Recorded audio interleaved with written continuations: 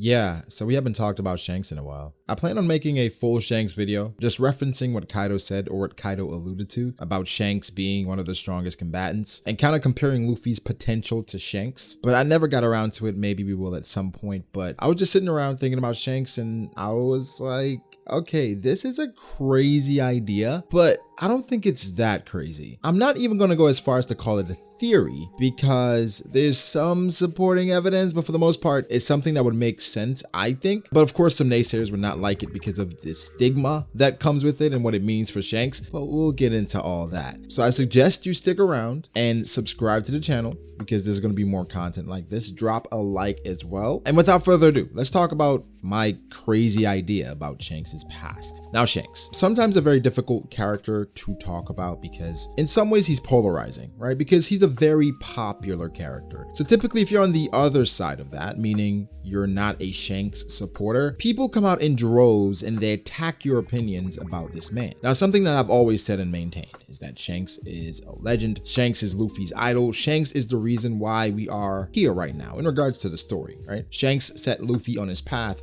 That's why Garp is always so mad at him. But he's the reason for all this. He paved the way. But one thing we can't deny is that Shanks more than likely will be a layered character, meaning everything is not going to be as straightforward as we think. And I think it wasn't ever more clear than at the Reverie arc. Again, we had a perception of Shanks from his dialogue before moving on Whitebeard, the things we heard from Ben Beckman, even things outside of the story. For people that haven't read the Ace novel, this is considered canon material. It gives a lot of information into Shanks' past and conversations he had with Ace along with Ben Beckman. And one of the things that they talked about was a true pirate. Ben Beckman had some disdain for Ace because he essentially wanted to break the wheel. He didn't have a sense of adventure. He didn't care about becoming the Pirate King. Ace just wanted to destroy it all so that he could have a bigger name than his father. Ben Beckman did not respect that because, again, seemingly he was a true pirate. And if he's following someone like Shanks, you would understand that Shanks is a true pirate as well. And that's what we perceived him to be until that chapter in the Reverie where we saw Shanks meeting with the Gorosei. Now, the first question you're asking is, what the hell is Shanks doing there? The second question is, how the hell did Shanks get there? And the third question is, what the hell is Shanks doing there? Mind you, we're still asking that question because we don't know why the heck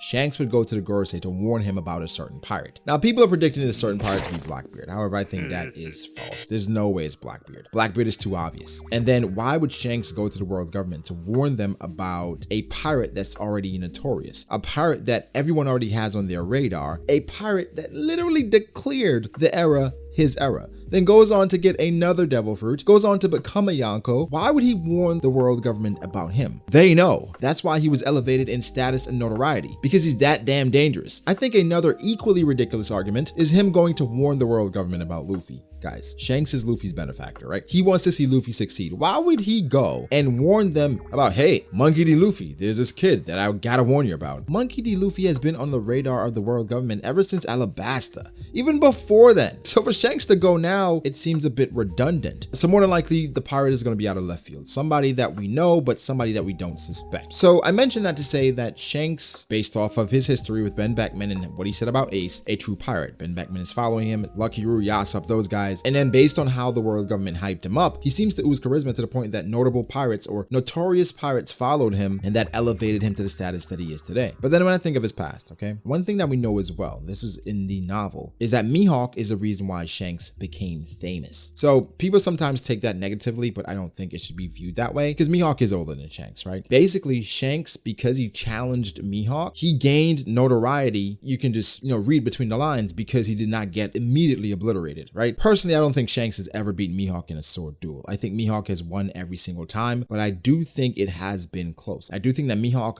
kept fighting him because it was close enough to the point that Mihawk was saying, okay, you know what? This guy is the closest that I've seen so far that can give me a worthy matchup as opposed to everyone else out there in regards to the sword duel. I'm not going to qualify it. I'm not going to use the meme saying, Shanks or Mihawk told Shanks to turn off his hockey. None of that stuff. But Mihawk was obviously the top guy, fairly new pirate in regards to going off on his own, challenges Mihawk, and then because he does so well, gains notoriety. But something else I've been thinking about is what Whitebeard said, where it's like, okay, I can't stop thinking about the fights that you and Mihawk had, in the New World, or the duels you guys had, which is interesting because for a duel to happen between two strong fighters, yeah, it's cool, but why would it ring throughout the New World? Why would everyone hear about it? Then that got me to thinking, well, Shanks became a Yonko 6 years ago, so he did something spectacular to be elevated from wherever he was to Yonko before. Because when Shanks went back to the East Blue, Fuchsia Village, he was already a notorious pirate. Because when he came back, Whitebeard said, well, everyone was shocked, right? Everyone was surprised when someone like you lost their arm, where of course he's gained notoriety because he's fought Mihawk. But could something else have happened? Well, that got me to thinking. The world government 4 years ago with Ace was trying to recruit him to become a warlord, right? So there was obviously a vacancy there. I started thinking, is it possible that Shanks at some point was a warlord? Guys, hear me out. I know. Actually, it doesn't sound that crazy. Because we know he's already affiliated with the world government because there's so many instances, or I can name a couple, where they seem to know him and respect him to the point that it's like, okay, what's going on here? I'll mention 3 instances. The first time is when Shanks was going to meet with Whitebeard, and the Gorosei said, hey, Shanks could cause a lot of damage, but I don't think he's focused on world conquest. So they seem to know enough about Shanks to the point that they're like, you know what? Shanks is really powerful, but I don't think that's what he's focused on.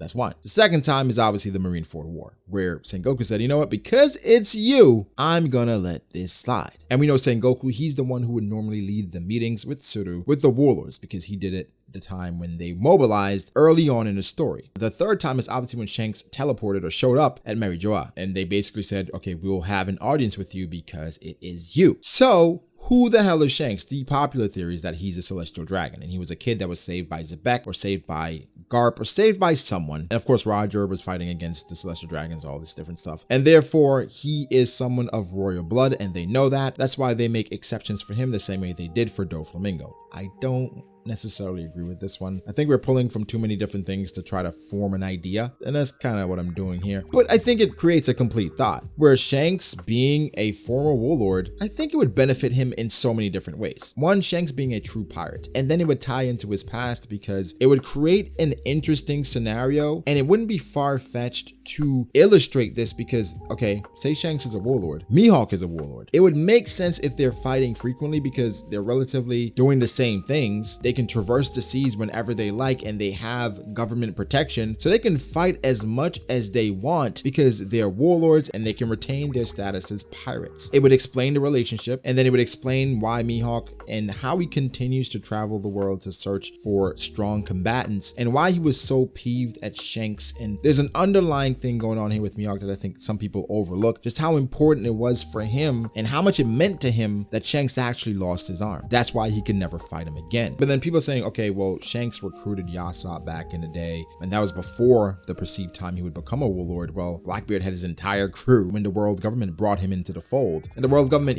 for the warlords, they typically go after strong pirates, growing pirates, notorious pirates. And then there's so many benefits to this thing, right? One thing I thought of that a lot of people, I don't know if they know or remember about this, because this was all the way back in chapter 69, where the world government allows the warlords to raid different territories, but they have to give the world government a cut of their haul. So say for Shanks being a pirate, being an up and coming pirate, understanding the way the world works, using the world government to basically grow his territory. And then that would tie into what Mihawk said with Luffy and Zoro, saying, hey, your path, Luffy's, is more difficult than Zoro's path to become the world's strongest swordsman, because he saw it firsthand with Shanks and what he would have to sacrifice to elevate in status. What would Shanks want to protect? There's so many different things you could think of, but there would be so many benefits to him being a warlord. Now, for the warlords, again, something that they value as well is cooperation. And for Shanks, he's the type of pirate that would cooperate if need be. But obviously, he would be using the world government for his own means. We've seen this path somewhat before with someone like Law, where he used the world government, got what he wanted, then he left them. Where for Shanks, it'd be the same way. But for Shanks, it would be an interesting parallel, right? If he did things somewhat similar to what Blackbeard did. Where Blackbeard, yes, he became a warlord by turning somebody in. But what would Shanks have to do to be elevated from a warlord and be recognized as a Yonko? With Law, he had to turn in so many different hearts. Blackbeard turned in Ace. What would Shanks have to do do? Well, obviously, while being a warlord and raiding all these territories and acquiring all these territories, you build up your empire. You're already strong enough to tussle with the world's greatest swordsman. At that point, if you leave the world government and you go off on your own, you already have a notable pirate crew. They would have to elevate you. Even if you don't do anything spectacular, you've already put in the work with the world government. You've acquired so many different territories. You've proven your strength by fighting on par with Mihawk at least. There's not much there to do, unless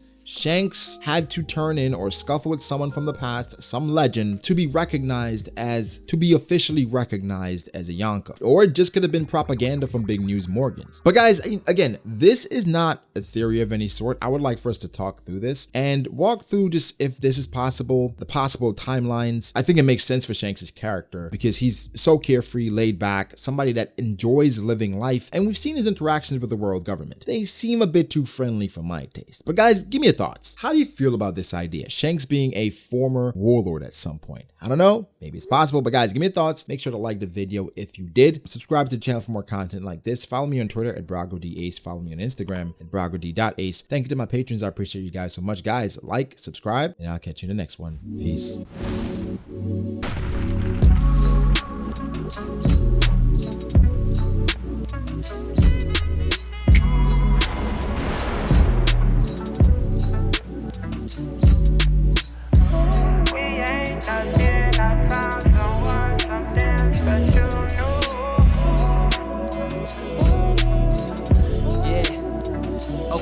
I start doubting me, I felt lost. I rewrite it.